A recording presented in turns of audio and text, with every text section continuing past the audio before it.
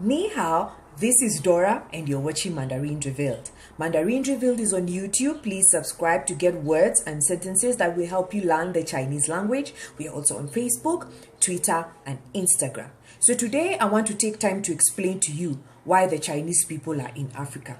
So the first thing we need to note is this. The Chinese people are many. They're the highest population in the world. They are 1.4 billion. The whole of Africa, we are only 1.2 billion. Even if the country of China is small square meter wise, it is still the largest population in the world. And taking care of 1.4 billion people needs a lot of wisdom, let me say. It needs a lot of creativity on the government side. So what the Chinese government is doing, it is ensuring that the people survive, that the Chinese people survive from now on. And that is why the Chinese government has a vision.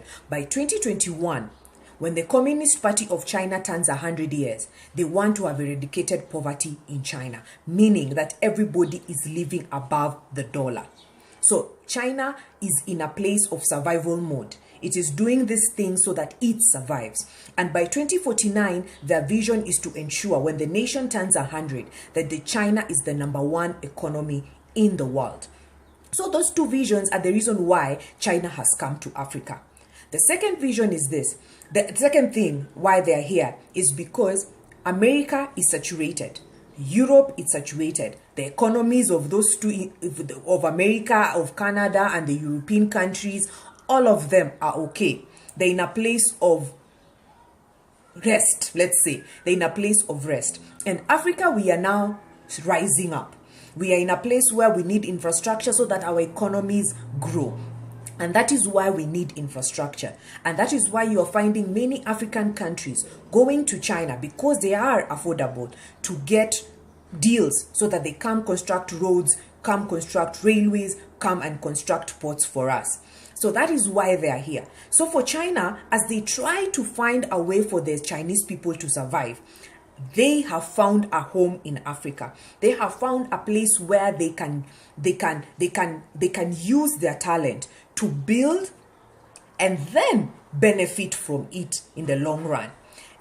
China has perfected the art of construction, and Africa is in dire need of that same construction infrastructure. Okay, so we are in Africa, we are in a place where we need roads, we need railway networks that work, we need ports to expand our ports for the ones that have ports. Okay, so we are in need of China, but China also needs us. The survival of China, let me be honest with you, it's somehow dependent on Africa, because Africa is the only continent that is not yet saturated. So that is why you're finding many Chinese people here. Chinese people are coming to this country and other countries in Africa to work, especially in Kenya. In Kenya, we have very many things. We have raw land. We still have minerals that are yet to be discovered. We have things that Chinese people are seeing as potential. Okay? So my objective has always been this. As Mandarin Revealed, we are trying to ensure that these two communities come together. These two cultures come together. Chinese are not bad. Just like Kenyans, we are not bad. Generally, we are good human beings. But do we have our weaknesses? Yes, we do have our own different weaknesses. But I believe these are two cultures. If understanding comes in, we can work very well for Kenya to benefit and for China to benefit as well. So the main reason for me, my perspective, and interacting a lot with Chinese people is Chinese people are here for business. They're just here for money. They're just here so that they come work, send money back home so that their people survive. Even they go back and do business. So it is more on business side than anything else. Another thing that I always tell my fellow Kenyans is that we as Kenyans, we can learn so much from the Chinese people if we just sit and learn from what they are doing.